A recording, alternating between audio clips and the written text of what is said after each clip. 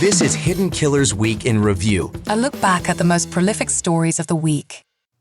This is Hidden Killers with Tony Brueski.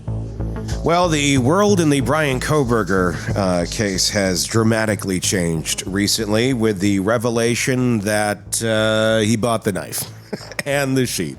And a sharpener, too, which surprisingly looks a lot like a vacuum attachment, which plays into one of the roommates saying it looks like he has a vacuum attachment. He even, I guess, allegedly we can say, brought the sharpener to the scene, which I find to be rather bizarre as well. And then he takes this photo. Joining me to discuss, Bob Motta, defense attorney, host of the podcast Defense Diaries, available wherever you get podcasts and on YouTube. Go press subscribe there. As soon as you're done listening to this, amazing content. Bob, what's your reaction to this? Because I know we've been saying for a long time, at least I've been saying, if we get the receipt that he bought the damn knife, it's game over. Are we there? I've been saying the same thing. Yeah. Like, everyone who pegs me as everybody's innocent guy, which obviously couldn't be further from the truth. But I felt from the time that they dropped that probable cause affidavit that thing lead guilty. Mm-hmm. Obviously, everything's pending trial, right? Sure. It is always the case. No one should be forming final decisions in terms of a case until we've had trial. Yep. But before we get to question T, I wanna actually give a tip of the hat to Judge Hippler, mm-hmm. because it was his order about 10 days, 2 weeks ago, wherein he said, "Look, I'm over everybody filing everything sealed." Yep. That is supposed to be the exception, not the norm. Mm-hmm. In this country. People we have a right to know what's going on in our courts in this country. So huge tip of the hat to him. Yes. Because that order changed everything in terms of what we've been learning. Mm-hmm. Like, make no mistake about it. That order doesn't exist.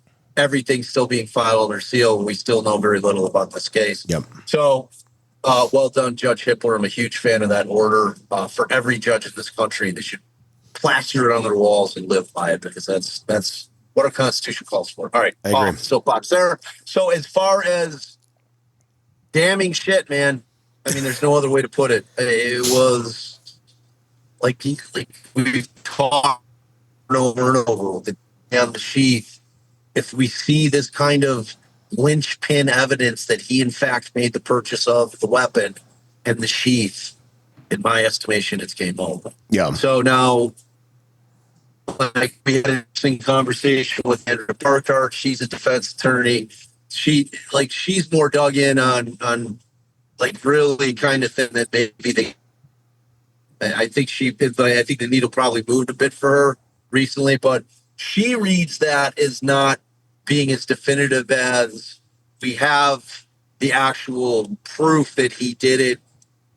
She's reading that as they've got to take a few strong circumstantial steps, but circumstantial steps nonetheless to get him to that purchase. Mm-hmm. So I and again, that'll be something that we'll have to see at trial, exactly what they have. I read it the same way that you did, Tony. Yeah. I read it. The purchase happened between March 10th and 20th. And then Allie and Andrea are like, okay, well, why the gap? Like, if you know when he bought it, why is there a gap? Now, that could be he bought the knife at one time. He bought the sharpener at a different time. He bought the vacuum motor. Who knows? Yeah. We still have to speculate as to what all it means. But, certainly if there's a time frame in terms of the weapon being purchased in March of 2022, that's obviously months and months ahead of time. Mm-hmm. And, we're going to have to look at what that time gap means. Does that mean that they don't have an actual purchase from him, or are they going to have to say, okay, this was an account, much like our family uses one Amazon Prime account. My 30-year-old daughter still uses our Amazon. If there's multiple people in there. All that being said, if he doesn't have an answer or where the hell that thing went, he's done. Yeah. Well, and let me ask you, because I found this to be a bit interesting. He bought the sheath while he was out in Pennsylvania. This is before he's there, technically. So he may not have even known these people at this point in time yet, or had any inkling about them. So I think there may be difficulty to show some sort of intent of like, well, how would he buy this intending to kill these people that he didn't even know existed? I don't know that that's important at the end of the day. I think, he has the knife. It's part of his toolkit. It's his resources. So if he decides to go do this, he already has the knife. And the fact that he owns the knife is the linchpin, and that's the key part of it. But does it matter that the knife, the murder weapon, was allegedly bought almost like half a year before this crime even took place? No. I mean, I don't take this as a John Hinckley, Jodie Foster type thing. Yeah. Like, I'm going to go shoot the president because I love Jodie Foster and I want her to love me. Yeah. Like, I think that, he had an idea that he was moving towards doing something like this. Mm-hmm. I don't necessarily think that he had to have anybody specific in mind until he did. Yeah. And when he got out there, he probably laid eyes on Kaylee somewhere. Mm-hmm. And she became the target. Yeah. I think based on what we've heard, it's starting to say, if we're to believe her father, Steve, which I have no reason not to. I Mm-hmm. I know he's emotional. Yeah. I don't sweat him on that. I would be too. Sure. I'd be out of my fucking mind. Yeah. If somebody did this to my kid. So I don't critique him at all. No. In any way, shape, or form, because that's how a parent should feel. Yeah. So in terms of, just like kind of this concept that the defense might try to untether that knife to them because of the purchase price being so far in advance, I don't think that concept, if the defense tries to run up the flagpole, will resonate with the jury. Mm-hmm.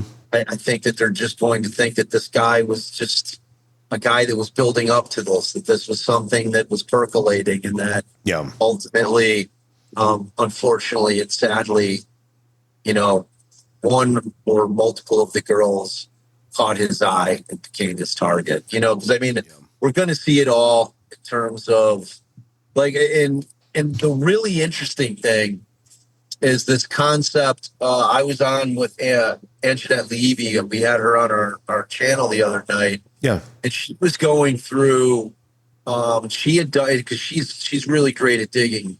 And so she was digging through a lot of the evidence that's going to be tendered at trial, and was looking at transaction reports and videos from this strip mall. Mm-hmm. Okay. And it seems to match up with the day that Brian Kohberger got that ticket in town. Mm-hmm. And so they were pulling all this information from all these different businesses in that strip mall from the day he got that ticket, including the girls' banking records.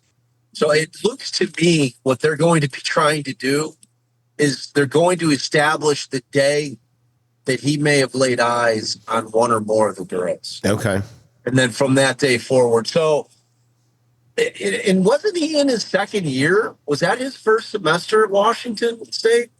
I do not know the answer to that question. No, I think he was. I think he had been there. Okay. You know what I mean? Like, but we won't have to guess when we get to trial. No, we're not going to have to guess about that. They will lay out a timeline. It is going to be a unbelievably difficult task for the defense to be able to explain that purchase away, if in fact they can prove it. Well, and it sounds like they can. Yeah, it sounds very clear that they can. Let's talk about the picture for a second.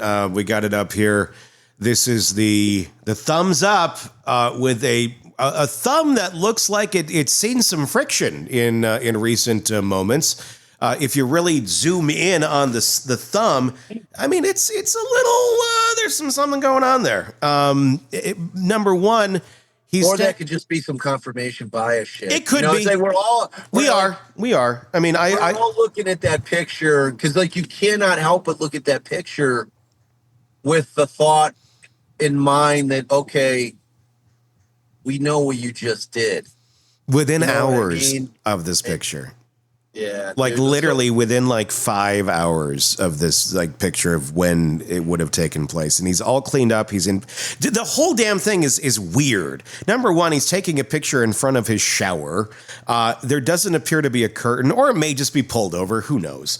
But he's doing the thumbs up.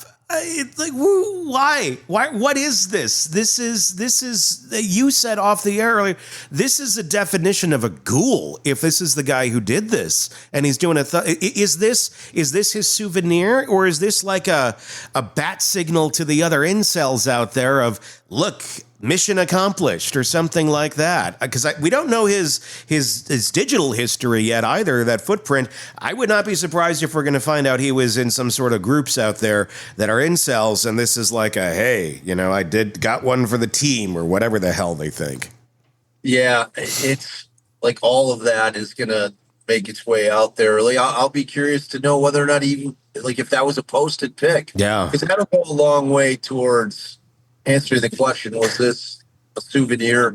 It's like that's something he kept for private stock, so that when he looks at it every time, he's able to bring himself back to the moments of time that preceded it mere few hours later. Or if, like you said, that's some kind of bizarro world, sicko, incel, like, hey, got one, whatever. It's like, it's such a disturbing picture from the perspective that he did it. Now, if it turns out that he didn't do it, then it's just a normal kind of weird, why are you taking a thumbs up selfie in front of your shower? But, he's kind of a weird guy. Whatever, 9 a.m, looking pasty as shit. Yeah. Yeah. I mean, his coloring is one of the most haunting things to me about that entire picture. Like, it's the color of the tile. He does. He looks like devoid of blood. He looks vampirish to me. It's weird. Yeah. It's really a unsettling picture in a lot of different ways, primarily because we know what happened in that house, and it appears they have really, really strong evidence. I think if anything gets him the firing squad, it's this picture. Because if you're sitting there and you find him guilty and you're on that jury, and it's a death panel jury, so they have to be okay, and not opposed to it. If you need that little push to put you over the edge to go, yeah, this guy should die, that does it.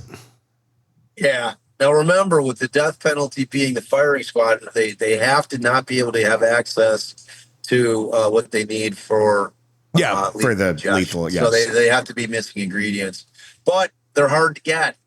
Yeah. Well, either way, it's like, if anything gets him killed, that's it. This picture is the linchpin that goes, this is a soulless bastard. If it's him. Want more on this case and others? Then press subscribe now and don't miss a moment of true crime coverage from Tony Brueski and the Hidden Killers podcast.